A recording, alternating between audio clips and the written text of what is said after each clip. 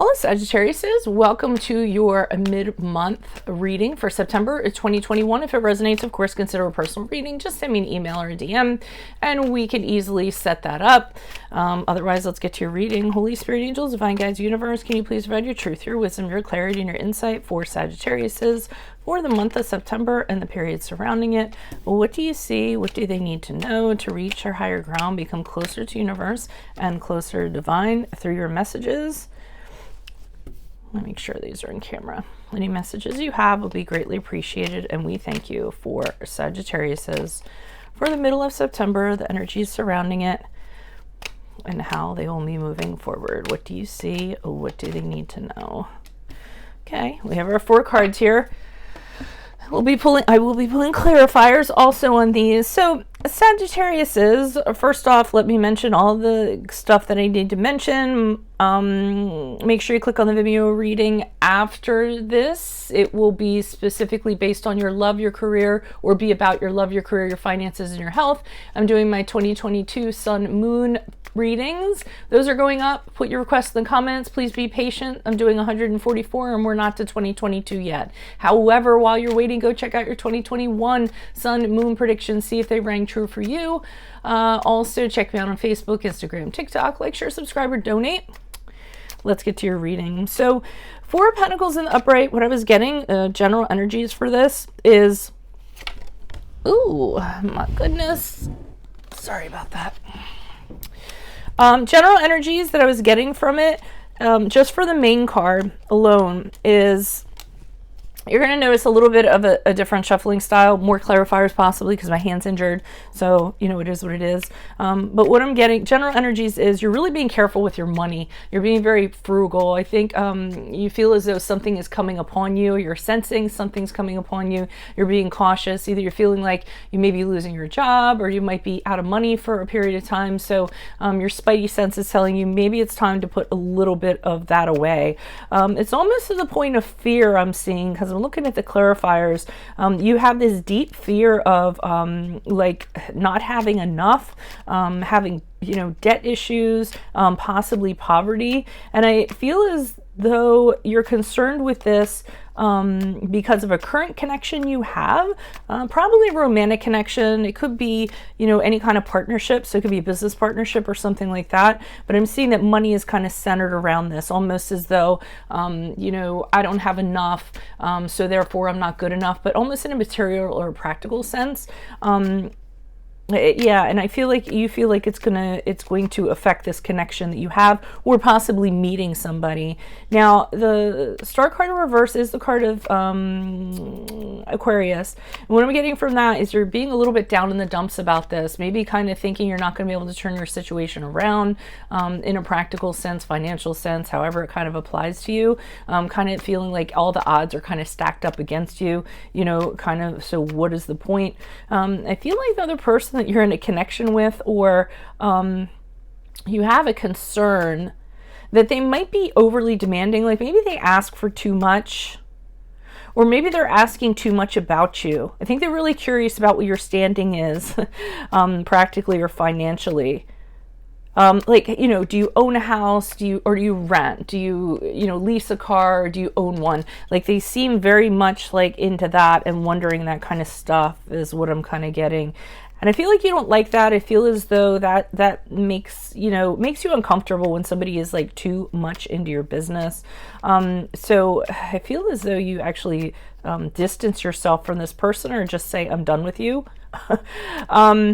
Because you're kind of like, if that's what they're all about, if they only like me for practical reasons or what have you, and I'm already stressed out about it as it is, and now they're talking about it and they want to know what's going on, I don't want to have anything to do with it. So I do think you separate yourself from this person, and you stop talking to them too with the Page of Wands in reverse. You're almost saying to yourself, I don't want to hear anything else you have to say. You might block them, turn your back on them, or what have you. And the reason why is I feel as though it was really eating away at your confidence. You're having a hard time coming out of this as it is, or you were in this connection with this person, and then kind of the demands they were putting on you and being nosy and what have you is just adding additional stress, and it was making you feel less confident, as though you were going to be able to, you know, persevere in this, and you really didn't need that kind of going on in your in your ear, so to speak.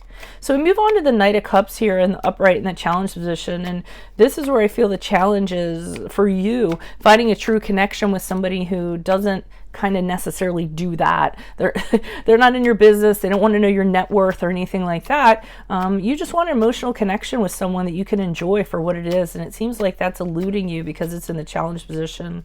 Why is this Knight of Cups here in the challenge position for Sagittarius? This is kind of leaning towards a love reading. Could be any kind of connection, actually. Yeah, so it kind of what happens is you kind of want that connection, but what happens is the challenge is you tend to assert your boundary. And when you assert your boundaries, because you're very specific about, you know, your freedom and things about you, that's when things kind of fall apart. And, you know, that might be a challenge in itself, but I feel as though you're like, well, that's how I am. You know, if it fell apart, it was kind of meant to fall apart. But I feel deep down, you almost wish you weren't too aggressive in that regard, too rigid in regards to your boundaries, and what happens when people overstep them.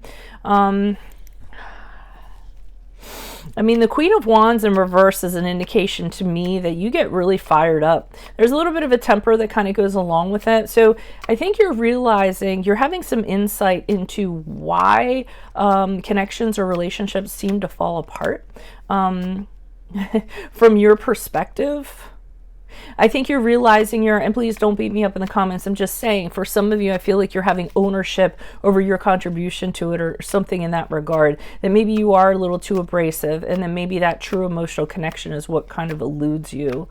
Seven of Cups in reverse, what I'm getting from that is that you do have a tendency to, in the outset of things, get drawn in. So, you know, especially by people who appear a certain way to begin with, and you're all about it, and then they turn out not to necessarily be that person, and then you kind of feel like you were tricked, you were cheated, and that seems to be like a theme for you.